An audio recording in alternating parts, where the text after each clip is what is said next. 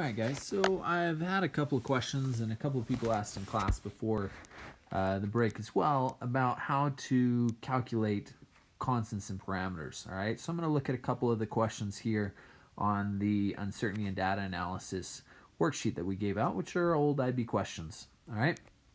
So the first one that we're going to look at here is 1E. Okay.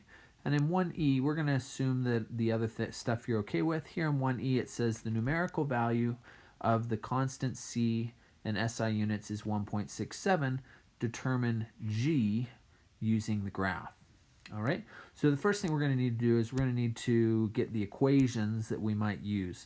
So I've got this one right here, which is T equals C over D square root of G. So I'm going to write that one down. T equals C over D square root of G. Okay, and then the other thing is I've got this graph here which relates 1 over D to T. Now in that, okay, I'm going to leave that on here because I'm actually going to use that a little bit. In previous steps, they actually had us draw a straight line, right? Now that straight line that goes through these points should give us an equation. The equation there is y equals mx plus b. Now in this case, y is t. The slope is what we're going to eventually get, right?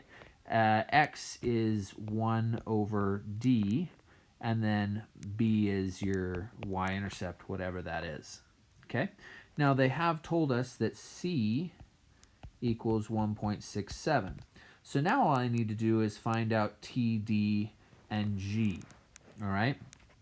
Now, for a specific T, I should be able to get a specific D, right? Those numbers I should be able to get from my graph.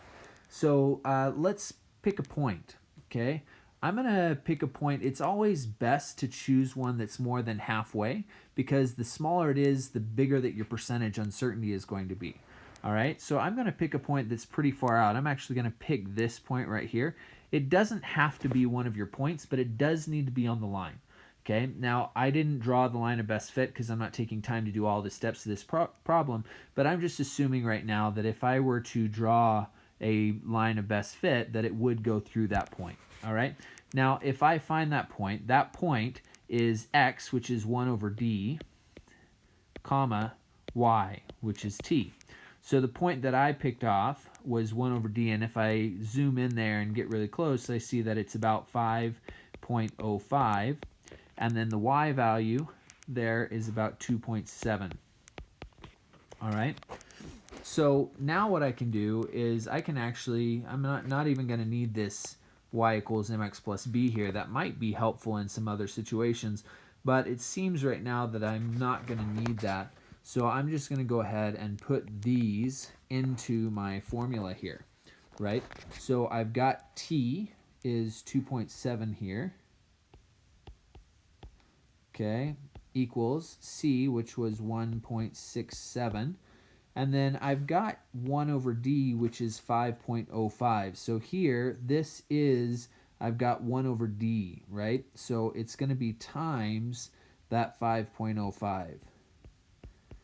Okay, so the 1.67 is the c, and the 5.05 is the 1 over d there.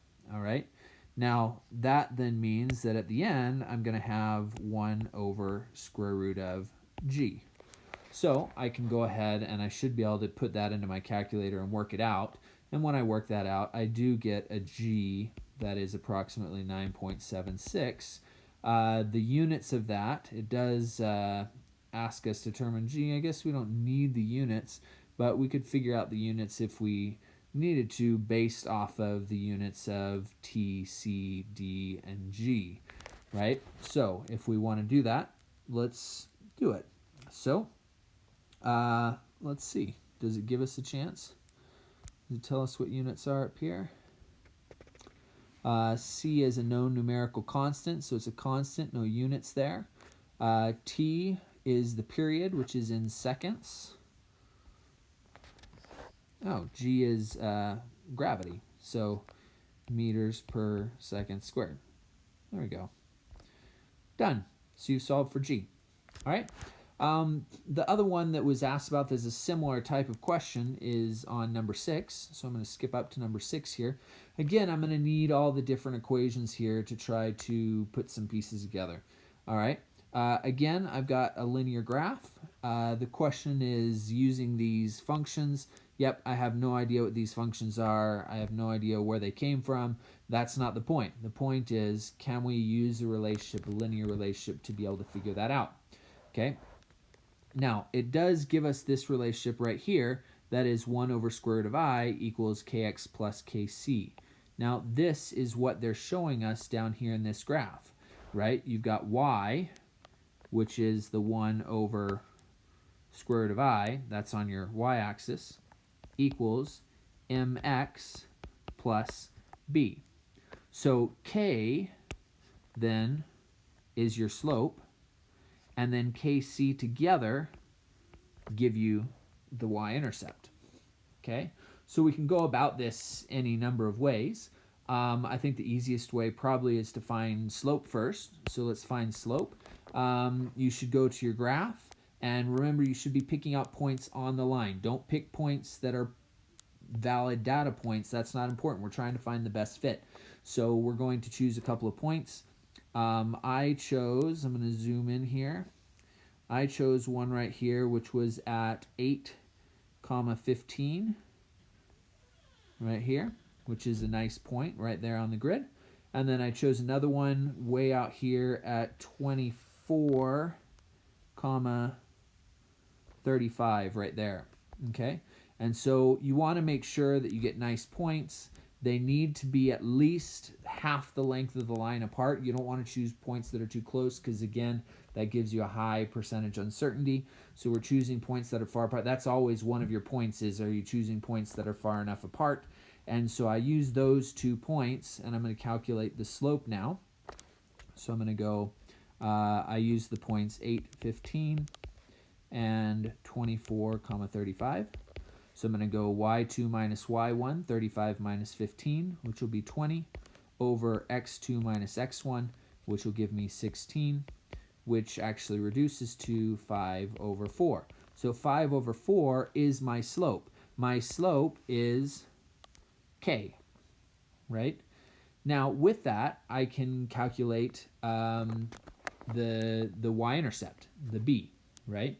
So in order to do that, I'm going to choose a point off my graph, and I'm going to actually just put it into my equation. My equation is 1 over the square root of I equals k, which is 5 over 4, x plus b. So again, I'm going to put in a couple of points. So my 1 over root I, I'm going to put in the easier point, 8 here. Sorry, that's my y value, so I'm going to put in 15. And then the x, I'm going to put in 8.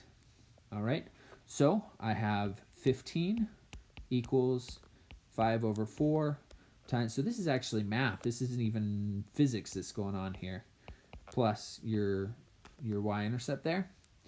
And when you calculate that, you should end up getting that b is 5. Now b, remember, was kc up here.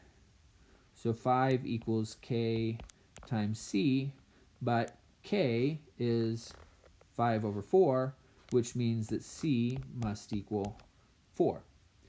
Okay, so now I'm getting to where I'm almost to the point where I can actually solve the original equation there. Okay, so I'm going to take my original equation, which is 1 over square root of I. Nope. Other equation. Go back to the original equation, which was I, because I'm trying to solve for C here, right? I just solved for C, which was B. I think most of you are able to do that. Now I'm determining P, actually, is what I'm doing. I'm trying to figure out what P is. This is the question I'm answering. So I'm going to go I equals P over 4 pi times C plus X squared. I'm going to go ahead and put a point in. I'm going to recognize that it doesn't really matter which point I use. So I used 815 before. Let me use the other one. I'm gonna use the 2435, which is gonna go in here. Okay, and so when I put that in, I should then be able to solve for everything. So we're gonna go ahead. I know that 1 over the square root of I is 35 for this point that I've chosen right here. Okay, so now I solve for I there, and I get that I equals 0.000816. Okay, so that's going to be I equals, P is what I'm solving for, 4 pi. Now I'm actually going to change things slightly because when I calculated 4 here, I was calculating it based off of x, which was in centimeters. All right, so instead of 4, I'm going to turn it into meters because it actually wants me to deal with the correct units. So I'm going to go ahead. So technically, I guess here C should be, I guess it is in centimeters, so that's fine. But I'm going to go ahead and turn it into meters so that my units works out here. So I'm going to turn it into 0.04, and then I'm going to go plus, and then it was 24 for x, so 0.24, and then squared. Okay, because those should be in centimeters, but I want it to be in SI units, so I'm going to turn it into meters here. And so once I put in my I should be able to solve for P at this point, and P then should be about 8.04 times 10 to the negative fourth, and it is power, so it'll be watts because I did turn it into meters as I should. One thing to take note of is if you use different points, you may end up with a slightly different slope, you may end up with a slightly different C, and therefore you may end up with a slightly different P, and that's fine. They give a pretty broad range here of values that you can have for P. Okay, the last question here, 6D, says explain the disadvantage that a graph of I versus 1 over x squared has for the analysis of those two questions. Well, here, really all you need to do is, if we consider the equation that we used before, right? The equation that we used before was 1 over square root of I, because some people would say, well, don't I just have to flip it and square it, and it should work both ways? Well, not exactly, because of this, if it was direct variation, that would work.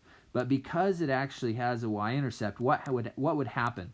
Well, if I square it, right? I'm trying to get this relationship of I versus 1 over x squared. If I square it, then I would get 1 over I. But on the other side, I would get k squared x squared plus 2k squared cx plus k squared c squared. And then when I flip it, I would get I equals 1 over all of that. K squared x squared plus 2 k squared cx plus k squared c squared. And so it's not as simple as just having a 1 over x squared. You've got this other linear term here on the bottom. And so it would not give you a nice straight line. And so that's the disadvantage of using I versus 1 over x squared, is that it wouldn't give you a linear graph. And if it doesn't give you a linear graph, then it will make it more difficult to calculate C or P or any of the other variables that we're looking for. All right, so that's how to solve those questions. Hopefully that kind of makes sense. They were basically the same type of idea where we're trying to use information from the graph, using points from the graph, finding slopes, intercepts, things like that that try to help us to solve these questions. It really is just data analysis. You don't need to know anything about the equations themselves, just recognizing when we have y equals mx plus b, that linear graph, and how it's used. All right, so hopefully that's helpful. Let me know if you need more. Bye.